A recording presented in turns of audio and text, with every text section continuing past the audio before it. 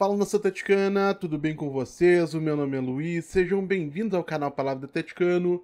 E no vídeo desta sexta-feira nós vamos falar sobre o que precisaria acontecer para que a diretoria do presidente Mário Celso Petralha fosse derrubada no Atlético Paranaense. Então fiquem comigo que logo depois da vinheta a gente volta para falar tudo sobre esse assunto.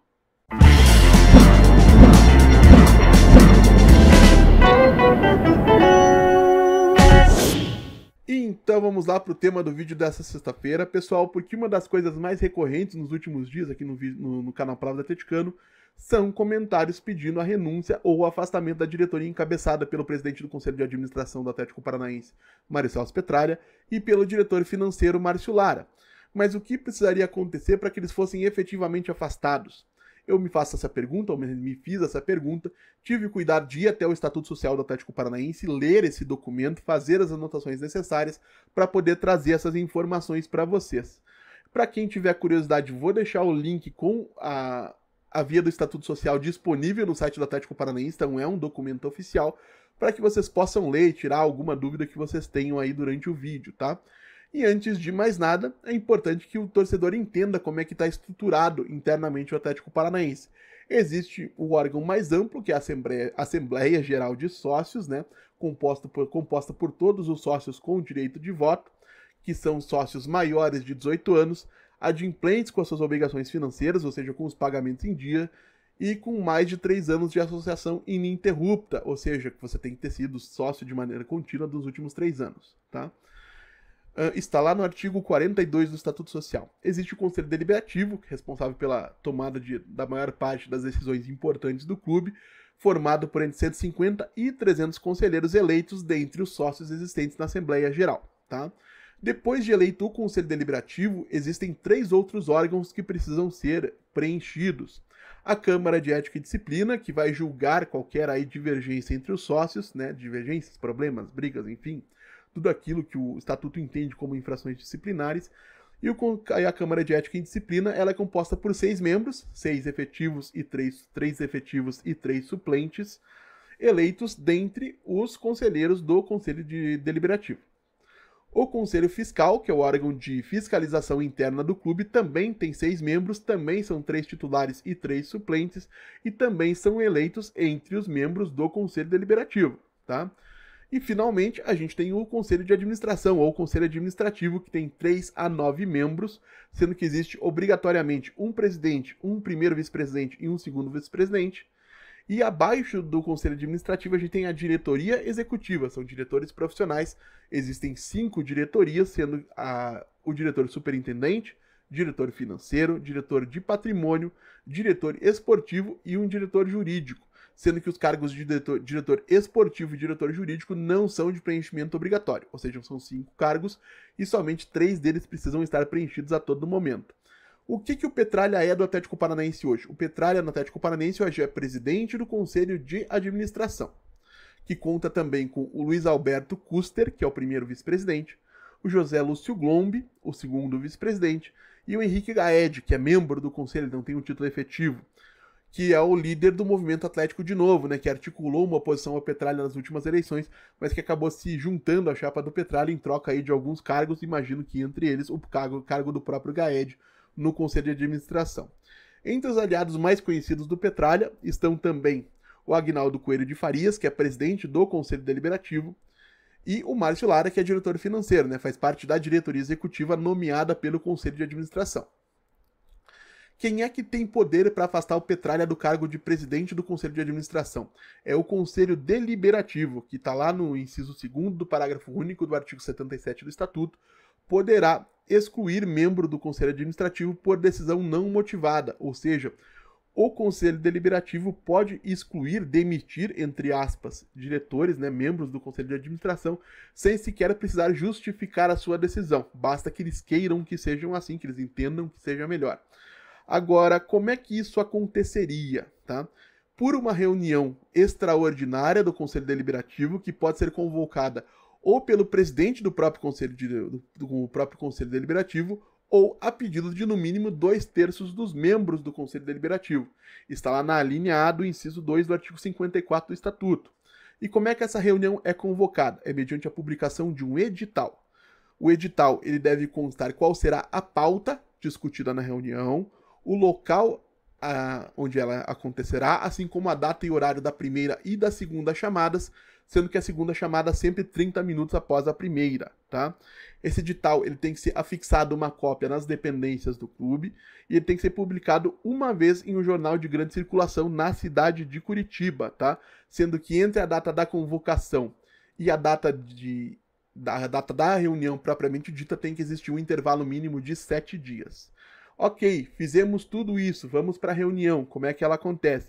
Para que a reunião se inicie em primeira chamada,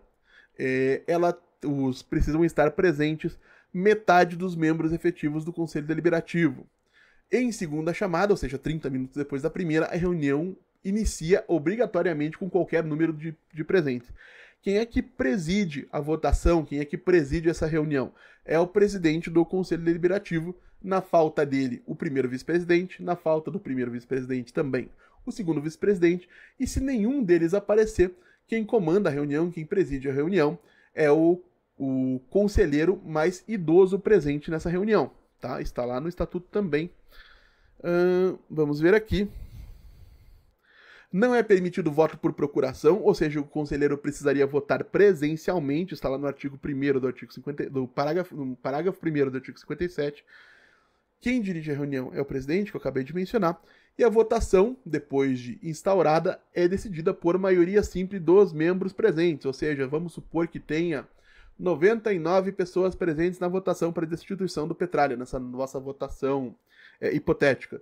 45 votos decidem, tá?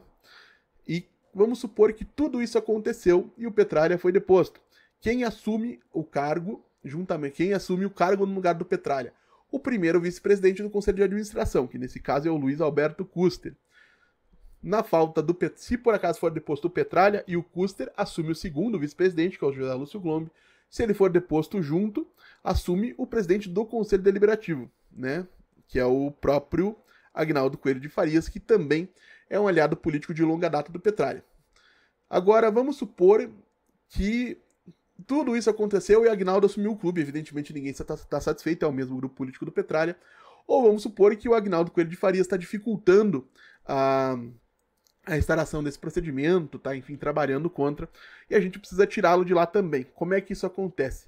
Não há uma previsão expressa do Estatuto Social do Atlético Paranaense sobre a quem caberia afastar membros do Conselho Deliberativo, né, da mesa diretiva do Conselho Deliberativo. Porém, por uma analogia e considerando que quem elege o Conselho é a Assembleia Geral, eu entendo que é o mesmo órgão que poderia realizar essa destituição. E como é que isso aconteceria? Um procedimento bastante parecido. É uma Assembleia Geral convocada pelo presidente do Conselho Deliberativo ou por 1/5 dos sócios com direito de voto. Isso representa hoje alguma coisa entre 7 e 8 mil pessoas no Atlético Paranaense. Está lá no artigo 44, inciso 3º do Estatuto Social. E esses sócios eles apresentarão um requerimento ao presidente do Conselho Deliberativo, está lá no parágrafo 2º do artigo 44, que decidirá o requerimento no prazo de 5 dias. Vamos supor que o presidente do Conselho Deliberativo não decida no prazo de 5 dias. Os próprios sócios podem convocar a reunião da mesma maneira que fazem os membros do Conselho Deliberativo, publicando o edital, onde deverá conter a pauta a ser discutida, o local, o horário e a data da reunião em primeira e em segunda chamadas, com o detalhe de que para a Assembleia Geral é preciso publicar 2 vezes em jornal de grande circulação, além de afixar uma cópia do edital nas dependências do clube, tá? A partir daí a coisa é mais ou menos igual, tem que ter um intervalo de 7 dias entre a convocação e a reunião, quem preside a reunião é o presidente do Conselho Deliberativo, na falta dele o primeiro VP, na falta do primeiro VP o segundo VP, na falta deles o sócio mais idoso presente, tá? A decisão também é tomada por maioria simples, não existe possibilidade de voto por procuração, e afastada a mesa diretora são convocadas novas eleições dentro do próprio Conselho Deliberativo para eleger a mesa diretora, tá? Não é uma Assembleia Geral. Percebam então, gente, que não é uma articulação política simples, ela envolve muita gente, sócios, conselheiros e muitos passos dados na direção correta para que ao final essa diretoria possa ser toda afastada ou quase toda afastada e o Atlético possa seguir em frente sem o peso da presença desses diretores, né? Que estão no clube há tanto tempo e que acabaram de protagonizar um rebaixamento vexatório no ano do centenário, no ano tão esperado pelos torcedores do Furacão. Se vocês quiserem a minha opinião, o meu palpite, eu duvido muito que isso chegue a acontecer, que essa diretoria seja afastada. A gente, infelizmente, vai ter que aguardar o término do mandato para o qual eles foram eleitos. A outra alternativa é que haja uma articulação política realmente potente entre torcedores, sócios, conselheiros para que isso possa acontecer. Eu torço para que isso aconteça, desejo que isso aconteça.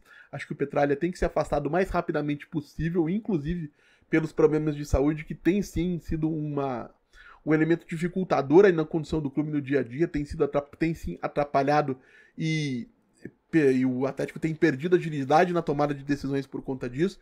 Então, o Petralha e toda a sua turma, consequentemente, precisariam sem sair. Eu só não sei se isso será possível. Mas achei que valia a pena trazer para vocês todas essas informações sobre como funciona o clube internamente, porque não é todo mundo que sabe.